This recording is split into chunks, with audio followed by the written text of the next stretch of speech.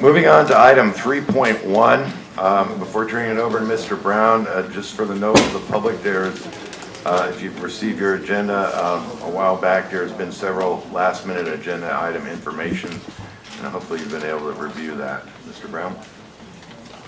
Mayor, Council, let me just briefly say that what you have before you is a 45-day moratorium.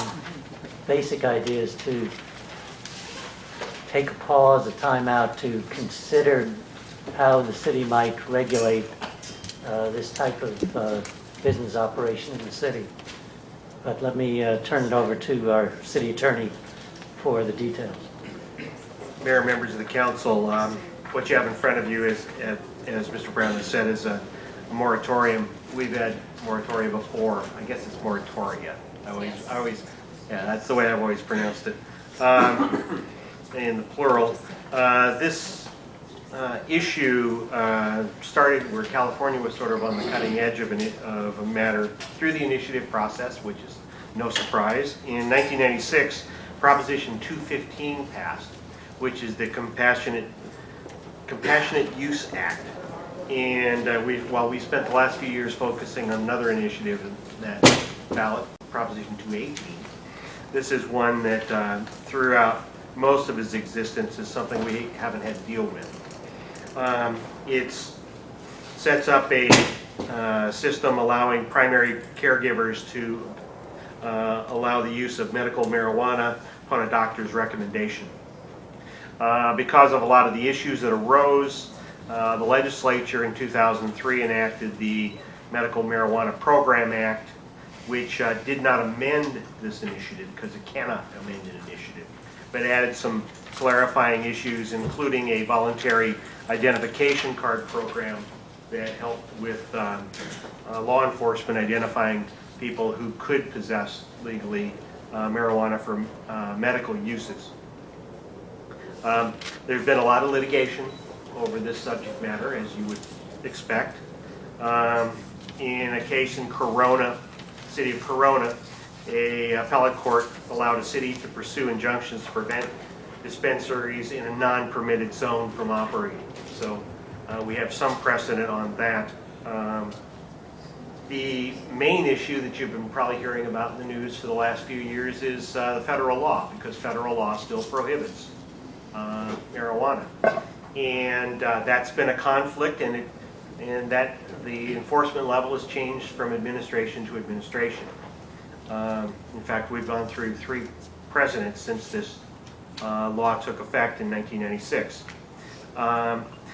The Attorney General of California has issued guidelines on the subject matter, and while marijuana is illegal under federal law, the distinction that the Attorney General has made is that it may be illegal, but under the Compassionate Use Act, the state will not prosecute in certain circumstances. And so that's sort of that distinction that gets around federal law in the opinion of the Attorney General. One of the things that has sort of accelerated the number of requests that cities have seen throughout California has been the change in administration in Washington. The Bush administration was very tough on this issue. And recently, the new Attorney General, Eric Holder, has stated that federal law enforcement agents would not participate in raids of dispensaries authorized under state law. And so that's a change in policy from Washington, which has led to more of these applications hitting cities around the state. Currently, there's a case that will have an influence over what you do if you decide to go ahead with the moratorium and what results would come back. The city of Anaheim banned throughout the entire city medical marijuana establishments or co-ops, and a Superior Court judge overturned that ban, but that case is currently on appeal, and so that trial court decision is not binding on us. But any moratorium that you would authorize, if you do, would always want to keep an eye on that case. And our best estimates are that an opinion would be due out in late December. Now, we're predicting that the oral argument will be in September while no date is set. And after a case is submitted, the courts have 90 days to rule on that. So that's our basic idea of when this would happen. Now, while we've been through a moratorium before, I can't remember if all the council members were on the council when we did the last one. And so let me just go through some of the rules on a moratorium. The California Government Code allows cities to enact urgency ordinances to temporarily ban some type of use in a town while it studies the impacts of that use and determines whether it can be permitted, or if so, under what conditions it be permitted. I believe the last one, did we do one on condo conversions, or was that? We do. I hate to say, I can't remember which. Yeah, we did one on one of the regulations.